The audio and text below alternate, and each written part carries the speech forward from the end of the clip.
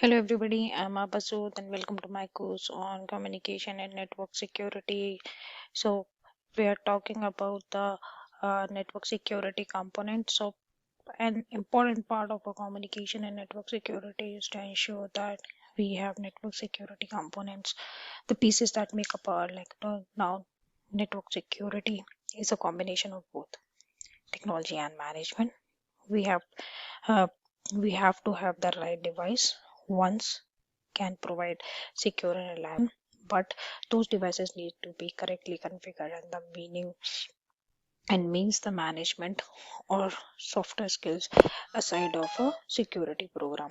The training of of a staff, the correct baseline and policies, for example, also need to monitor to see whether or not these controls are really working.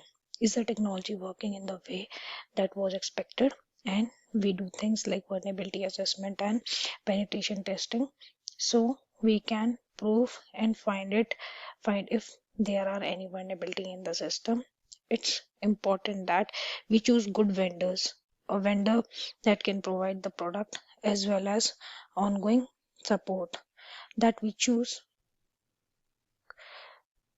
support, not sure, not just to sell it and run away, but we need someone there to ensure that patches are provided, maintained, and upgraded. Upgrades are done to be to the equipment, that the warranty would be respected and valued. So if there was a problem that we could get replacement parts, we want to ensure we have a correct licensing.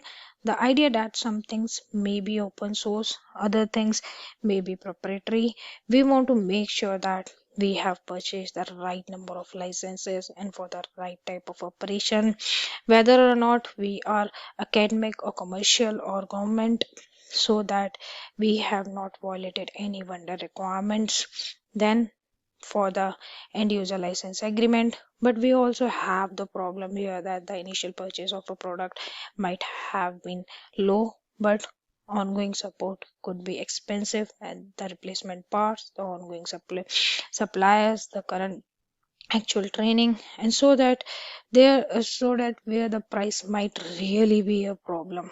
When we look at the total cost of ownership, we look at look at not just the initial purchase price, but then the ongoing cost to maintain and operate the network devices. At just the initial purchase price, we should also look for the operational cost of the network this as well.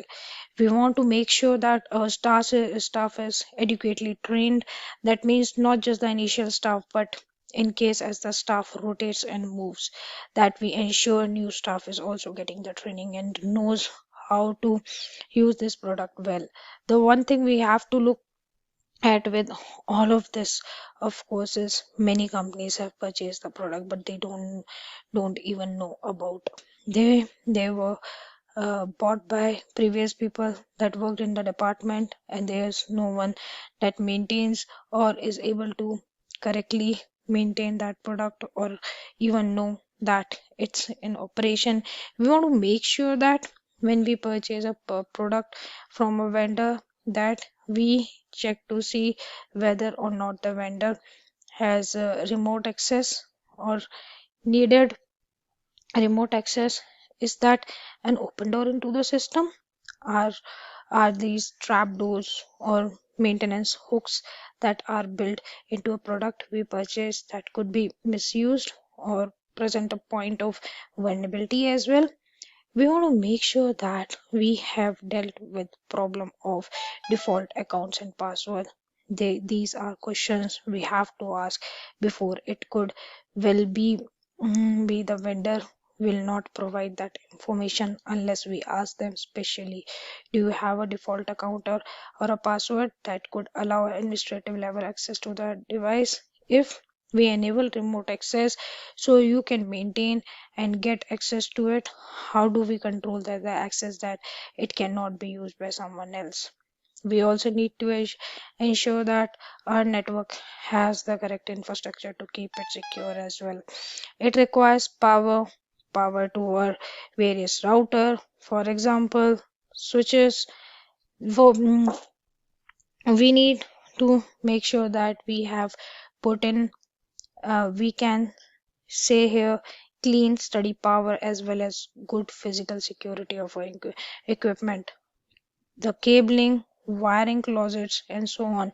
Looking at the power, one of the problem we see, uh, one of the problem we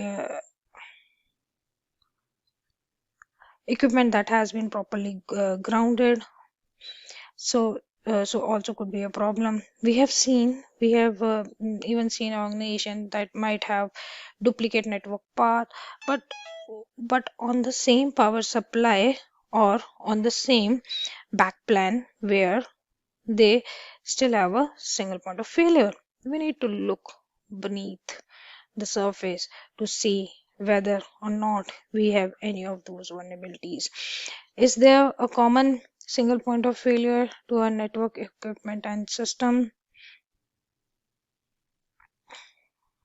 Oftentimes, people do not realize the importance of good grounding in our equipment, whether or not it has racks themselves, but also cables. So the shield of those cables is properly grounded, so that cable does not act as a large antenna or is able then to transmit stray voltage into the actual network communication. One of the things that we often looked at is ensuring reliability. Perhaps there is no communication. One of the thing we have often look at is there is no area that we talk as much about availability as we do on network. We talk with, you know, four nines and five nines of availability, and there we have to make sure that we have a built in this reliability and resilience that can keep our system running. We take Uptime Institution has defined the separate power distribution.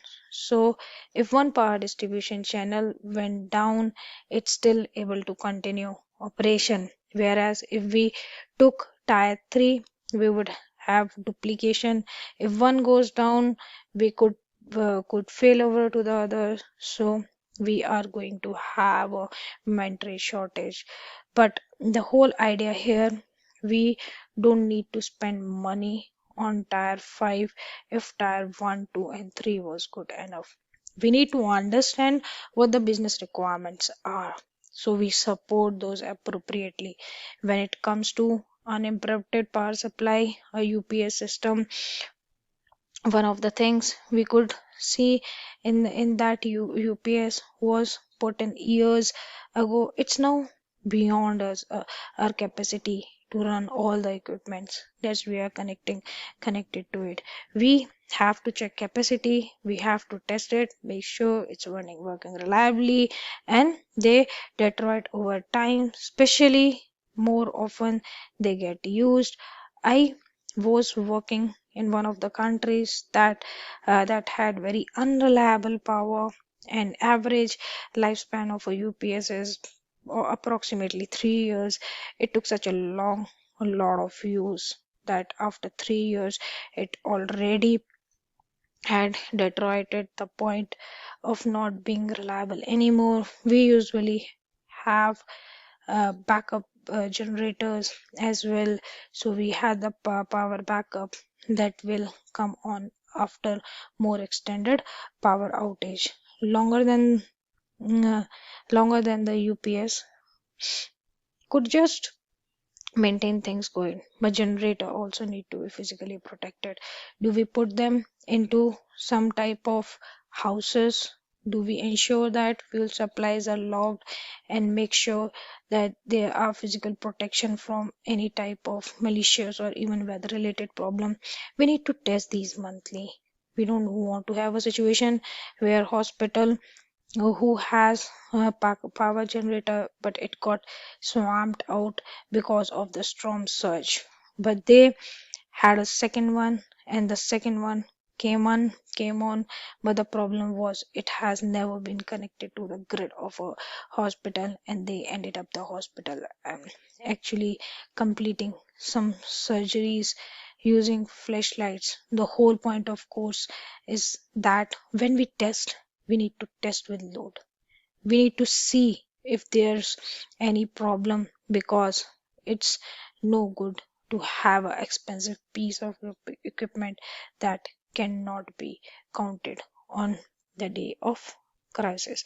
So this is what we have covered as a part of our network security, which is talking about how vendors are how vendor support is acquired, what are the points we need to look into it if we are taking the vendors support, and what are the different infrastructure is needed to take care of our business, what are the risks corresponding to them, how we can look into it. So in the coming sessions we will be discussing about further more topics. So thank you for joining this session.